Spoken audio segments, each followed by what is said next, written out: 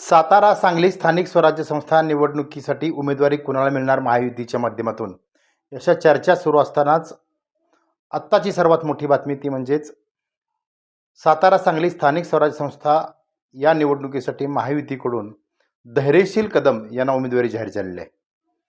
खरं तर धैर्यशील कदम गेली जवळजवळ 22 ते 25 वर्षे राजकारणात हे सक्रिय कार्यकर्ते म्हणून काम करत आहेत. विशेषतः कराड उत्तर विधानसभा मतदारसंघामध्ये 2009 सालापासून विधानसभेसाठी त्यांची जोरदार तयारी त्यांनी सुरू केलेली आहे खरं तर.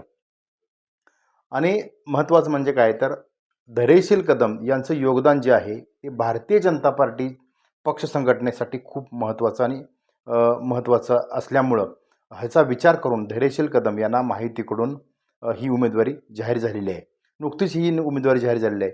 खरं तर सातारा जिल्ह्यामध्ये भारतीय जनता पार्टी, राष्ट्रवादी आणि शिवसेना या 3 पक्षांचं प्राबल्य या ठिकाणी मोठ्या प्रमाणात पाहायला मिळतं आहे.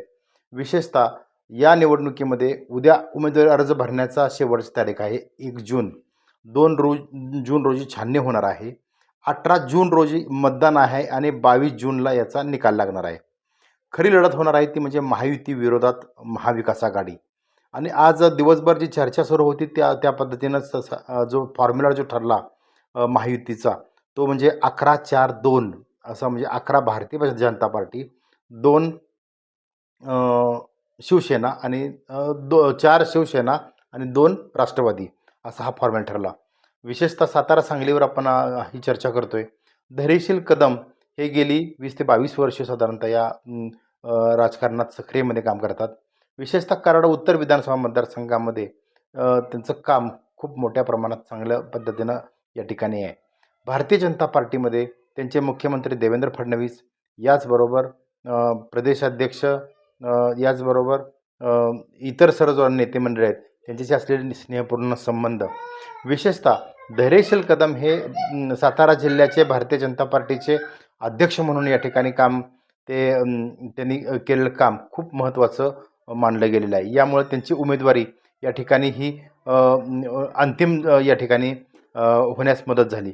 विशेषतः धैर्यशील कदम हे सातारा जिल्हाध्यक्ष असताना त्यांनी जे केलेलं काम जे आहे ते लोकसभा जे निवडणूक जी झाली 2 वर्षापूर्वी, ही साताराची जी जागा होती ती श्रीमंत छत्रपती उदयनराजे भोसले हे जिंकण्यासाठी खूप महत्त्वाचं योगदान हे धैर्यशील कदम यांनी दिलेलं आहे. आणि विशेषतः त्यानंतर झालेल्या विधानसभा निवडणुकीमध्ये महायुतीमध्ये 8च्या 8 महायुतीच्या ज्या जागा निवडून आल्या सातारा जिल्ह्यामध्ये, म्हणजे सातारा जिल्हा हा बालेकिल्ला करण्यामध्ये धैर्यशील कदम हे जिल्हाध्यक्ष म्हणून भाजपचे खूप मोठा वाटा त्यांनी उचललेला. यामुळे त्यांच्यासाठी खूप मोठं गिफ्ट आहेच. मात्र महत्त्वाचं म्हणजे काय तर कराड उत्तर विधानसभा मतदारसंघामध्ये माजी सहकार मंत्री बाळासाहेब पाटील यांच्या विरोधात नेहमी 2 उमेदवार असायचे, विद्यमान आता सध्याचे आमदार मनोज घोरपडे आणि धैर्यशील कदम. मात्र धैर्यशील कदम यांना थांबवलं गेलं विधानसभेला आणि त्यांना मुख्यमंत्र्यांनी सुद्धा शब्द दिला की योग्य ठिकाणी धैर्यशील कदम यांचा सन्मान केला जाईल. यामुळं धैर्यशील कदम यांनी सुद्धा थांबून भारतीय जनता पार्टीच्या विजयामध्ये खूप मोठा आणि महत्त्वाचा वाटा उचलला. याचा अर्थ असा आहे की धैर्यशील कदम हे भारतीय जनता पार्टीसाठी खूप महत्त्वाचं योगदान गेल्या 10 वर्षामध्ये त्यांनी या सातारा जिल्ह्यासाठी दिलेला आहे. याचा विचार करता त्यांची उमेदवारी ही निश्चित झालेली आहे आणि विजय देखील मोठ्या मताधिक्यानं होईल असं साधारणतः एकंदरीत चित्र दिसतं आहे. कारण महाराष्ट्रात एकंदरीत महायुतीचे उमेदवार हे 17 पैकी 17 निवडून आणण्यासाठी एकदिलानं महायुती या ठिकाणी काम करणार आहे.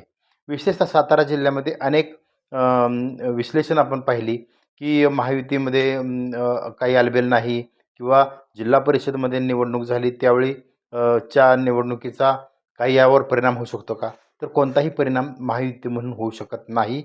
कारण महायुतीचे जे 3 नेते आहेत म्हणजेच देवेंद्र फडणवीस, याचबरोबर एकनाथ शिंदे आणि सुनित्राताई पवार, या तिन्ही ज्या नेत्यांनी या सर्व कार्यकर्त्यांना स्पष्ट आदेश दिलेले आहेत की कोणताही चुकीचा वेडावाकडा विचार न करता महायुतीच्या उमेदवारांना सर्वच्या सर्व 17 पैकी 17 उमेदवारांना मोठ्या मताधिक्याने निवडून आणायचं आहे.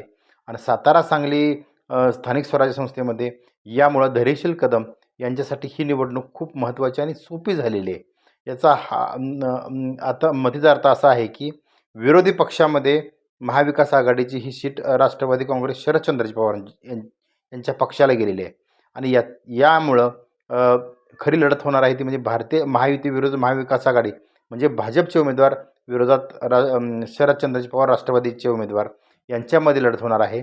मात्र मोठ्या मताधिक्याने धैर्यशील कदम यांचा विजय हा सुकर झालेला दिसतोय, कारण महायुती एकसंघपणे या निवडणुकीला सामोरं जाणार आहे. पाहत रहा यशवंत नगरी न्यूज.